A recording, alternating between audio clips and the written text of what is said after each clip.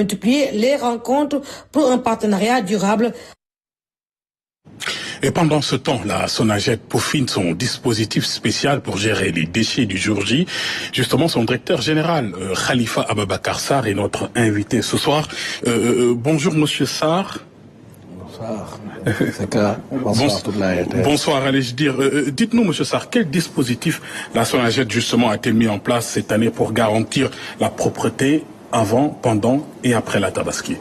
Un très grand dispositif. Déjà, depuis bientôt 25 jours, nous avons mobilisé plusieurs personnes ici, surtout dans la capitale, pour anticiper un peu le flux avec les préparatifs dans les grands marchés et également des bennes tasseuses mobilisées, plus de 135 personnes nuitamment. Souvent hier seulement on était sur le terrain jusqu'à 3 heures du matin pour vous montrer que jour J même il y aura sur l'ensemble du territoire national plus de 5500 personnes qui seront mobilisées pour déjà couvrir le besoin. Et nous appelons effectivement toutes les populations à coopérer pour une salubrité accrue qui serait peut-être maintenue. Et quels sont les moyens logistiques qui seront mobilisés pour cette opération? Beaucoup de moyens, des moyens lourds, que ce soit les pelles, que ce soit aussi les bennes tasseuses. On va également un peu mettre en branle nos points de regroupement normalisés. On en a beaucoup ici au Sénégal, presque 400 points et points propres également. Et dans ce cadre aussi, il y aura un dispositif chargé de réceptionner les déchets bien triés. À ce jour-là aussi, on sait que beaucoup de déchets organiques seront à jour. Tout à fait. Également, il y aura des bacs à ordures, mais nous appelons les populations à peut-être utiliser aussi les sacs qu'on mettra à leur disposition. Il y a des spots qui sont passés, mais je crois que tous ces moyens, c'est dans la logique d'ensemble, parce que nous avons aujourd'hui 13 coordinations régionales et également des coordinations au niveau des départements, mais comme on l'a fait avec le Setal Suñu Réew, avec en parfaite intelligence avec la maison comme la RTS, 9 éditions durant, nous avons mobilisé plus de 32 000 personnes. Mais pour cette fois-ci également, tout ce qu'on a comme dispositif sera mis à contribution pour déjà un Sénégal qui continue à garder son luxe d'antan. Mais quel rôle attendez-vous des citoyens justement pour la réussite de la gestion des déchets?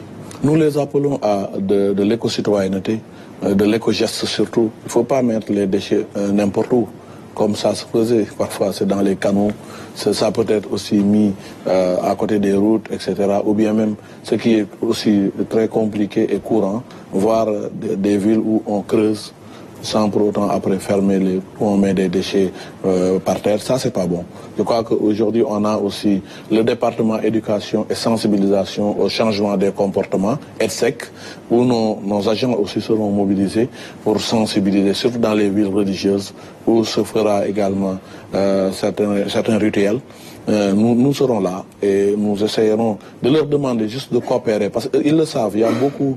L'autre jour seulement j'ai été à la Médina très heureux de voir un pharmacien qui s'est investi à mettre 100 poubelles pour 100 ménages et ça c'est dans l'élan de la RSE.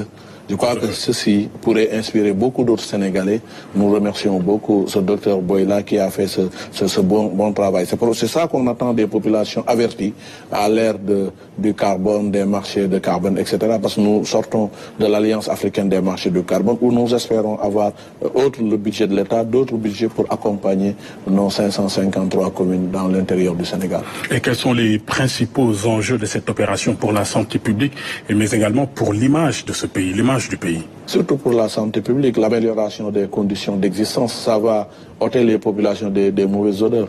Parce qu'on le savait, quand il y avait les pots qui étaient un peu, voilà, emmagasinés quelque part sur les rues, etc., ça pouvait peut-être gêner la santé, ceux qui souffrent de maladies respiratoires, et même la matière organique qui sort un peu voilà, de l'immolation des moutons. Mais aujourd'hui, ce qu'on attend également, c'est voir tout ceci être relevé. Et on a des professionnels. Ce qu'on remercie aujourd'hui, c'est ces 16 982 agents qui, derrière, pousse comme un seul homme.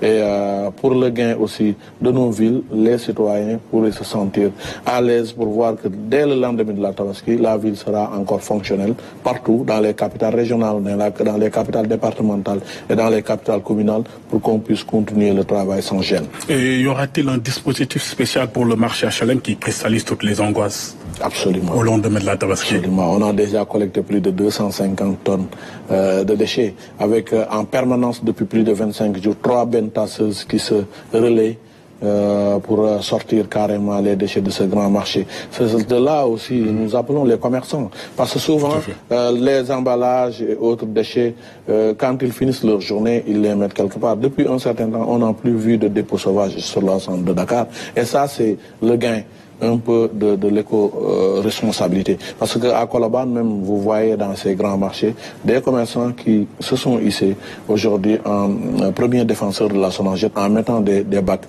Et on va les renforcer, on va les accompagner, comme je le disais tout à l'heure, avec même les sociétés qui partagent avec nous un peu cette responsabilité-là de rendre nos villes commode et propre. Je crois que tout le monde devrait sentir quand même notre élan.